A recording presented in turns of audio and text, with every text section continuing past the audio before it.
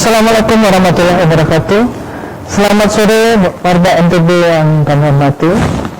Izinkan kami dari gugus tugas percepatan penanganan COVID-19 Provinsi Nusa Tenggara Barat menyampaikan informasi dan update kasus COVID-19 di Nusa Tenggara Barat pada hari ini, Sabtu 11 Juli tahun 2020. Seperti biasa, kami membagi perjumpaan kita dalam dua segmen. Segmen pertama adalah segmen informasi, menjawab pertanyaan yang masuk ke pusat atau pusat call center COVID-19 yang terletak di Dinas Kesehatan Provinsi Nusa Tenggara Barat. Hari ini pertanyaan yang masuk adalah menyangkut dunia pendidikan. Pertanyaan dari orang tua murid terkait dengan masa pendidikan di tahun pelajaran 2020-2021. Sebagaimana kita ketahui bahwa rencana pendidikan tahun 2020-2021 akan dimulai pada tanggal 13 Juli. Karena itu, peraturan mengenai proses pendidikan di tahun ajaran baru ini diatur melalui Surat Edaran Gubernur nomor 420/3320/UM/Dikbud tentang penyelenggaraan di Satuan Pendidikan tahun pelajaran 2020-2021. Isi dari SE Gubernur ini intinya adalah walaupun tahun ajaran baru sudah dimulai pada tanggal 13 Juli tahun 2020, tetapi pembelajaran tatap muka masih tidak diperkenankan di seluruh zona, apakah itu zona hijau, zona kuning, zona orange, apalagi zona merah. Jadi karena orang tua murid ini mempertanyakan ke call center karena sekolah yang dimasuki oleh putranya meminta untuk anak hadir dalam bentuk tatap muka, maka kami jawab bahwa sesungguhnya tatap muka belum diperkenankan. Ini yang tertuang dalam Surat Edaran Gubernur yang kami bacakan ini. Sehingga pembelajaran untuk siswa di tahun ajaran 2020-2021 semester 1 ini masih dilakukan secara daring, yaitu dari rumah dan hanya di tempat-tempat tertentu yang tidak ada akses internet, memungkinkan guru mendatangi rumah siswa untuk memberikan informasi pembelajaran kepada siswa-siswa tersebut.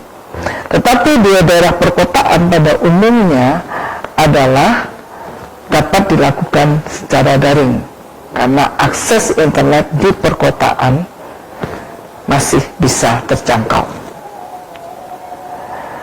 Kalau ditanyakan sampai kapan anak-anak belajar secara daring, SE belum menyebutkan, tetapi tentunya apabila keadaan sudah membaik dan memungkinkan bagi anak-anak kita untuk belajar secara tatap muka di sekolah, akan dikeluarkan lagi aturan yang baru untuk mengatur proses pembelajaran tatap muka bagi siswa-siswi di Nusa Tenggara Barat. Demikian Bapak Ibu sekalian, informasi tentang proses pendidikan di tahun ajaran baru 2020-2021 yang bisa kami infokan kepada warga Nusa Tenggara Barat yang kami cintai. Berikutnya kami akan menyampaikan tentang update kasus COVID-19 pada hari ini. Hari ini dari 4 laboratorium yang ada, yaitu Laboratorium Rumah Sakit Umum Daerah Provinsi Nusa Tenggara Barat, Rumah Sakit Universitas Mataram, Rumah Sakit Kota Mataram, dan Sains Teknopark Sumbawa, serta dari 3 laboratorium tes cepat molekuler yang ada, yaitu dari Rumah Sakit Umum Provinsi, dari Manambau, dan dari Rumah Sakit Kota Mataram telah diperiksa sejumlah 179 sampel. Dengan hasil 132 positif, 17 adalah kasus yang positif karena evaluasi ulangan dari pasien yang sedang dirawat, dan terkonfirmasi positif baru hari ini adalah 30 orang. Dengan catatan 16 orang berasal dari Kota Mataram, 4 orang dari Lombok Barat, 4 orang dari Lombok Utara, 1 orang dari Lombok Tengah, 1 orang dari Lombok Timur, dan 4 orang pelaku perjalanan dari luar provinsi, yaitu yang berasal dari Provinsi Jawa Tengah. Bapak Ibu, kami ingatkan lagi bahwa setiap hari selalu kami mengumumkan adanya kasus-kasus positif yang berasal dari pelaku perjalanan dari luar provinsi. Karena itu, ini menjadi catatan dan menjadi perhatian bagi kita semua bahwa siapapun di sekitar kita memungkinkan untuk menjadi sumber penularan bagi kita di NTB ini. Total kasus positif sampai hari ini adalah 1.550 orang. Berasal dari hasil pemeriksaan terhadap 15.044 spesimen, atau positif rate-nya adalah 10,3%. Hari ini 13 pasien dinyatakan sembuh. Berasal dari Kota Mataram 4 orang, Lombok Barat 7 orang, Sumbawa Barat 1 orang, dan 1 orang dari luar provinsi.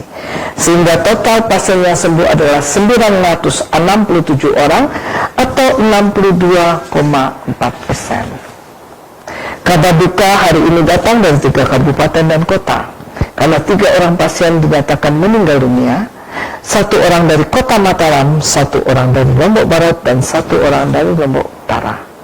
2 diantaranya disertai dengan penyakit komorbid, 1 orang dewasa berusia 27 tahun, dan 2 orang lansia, dan 1 orang lagi adalah tanpa penyakit penyerta.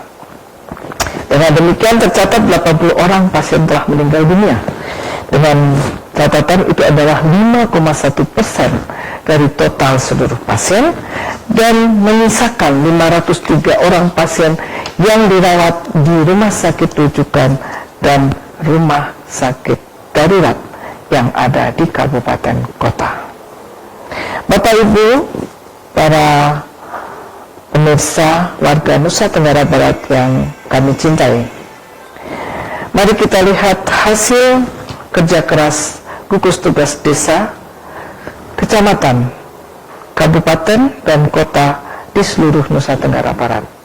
Hari ini bertambah 278 orang pelaku perjalanan tanpa gejala, sehingga total menjadi 67.373 orang, dan yang masih dalam isolasi mandiri 1.773 orang atau 2,6%. Jumlah orang tanpa gejala hari ini bertambah 179 orang menjadi 11.892 orang, dan yang masih dalam pemantauan 1.056 orang atau 8,8%. Sementara orang dalam pemantauan hari ini bertambah 13 orang dengan total menjadi 6.824 orang, yang masih dalam pemantauan 249 orang atau 3,6%. Pasien dalam pengawasan hari ini bertambah 38 orang, sehingga total menjadi 2.171 orang, dan yang masih dalam pengawasan adalah 434 orang atau 19,19%. Total pasien yang masih dalam karantina dan dalam pemantauan serta pengawasan adalah 3.512 orang.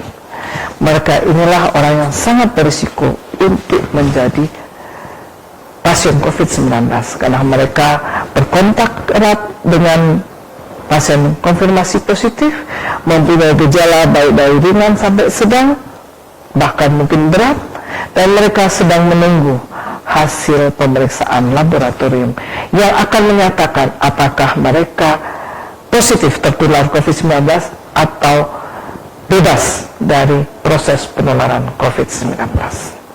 Karena itu Bapak Ibu sekalian, kami mengingatkan bahwa peniadaan proses belajar, kemudian meminimalkan acara-acara yang menimbulkan kerumunan, itu adalah salah satu bentuk dari pencegahan. Kita tahu bahwa protokol kesehatan yang melindungi masyarakat terdiri dari pencegahan. Nah, SE Gubernur ini adalah bagian dari pencegahan. Ditambah lagi dengan upaya untuk desinfeksi masyarakat, melakukan desinfeksi di rumah, tempat kerja maupun di lingkungannya secara berkala.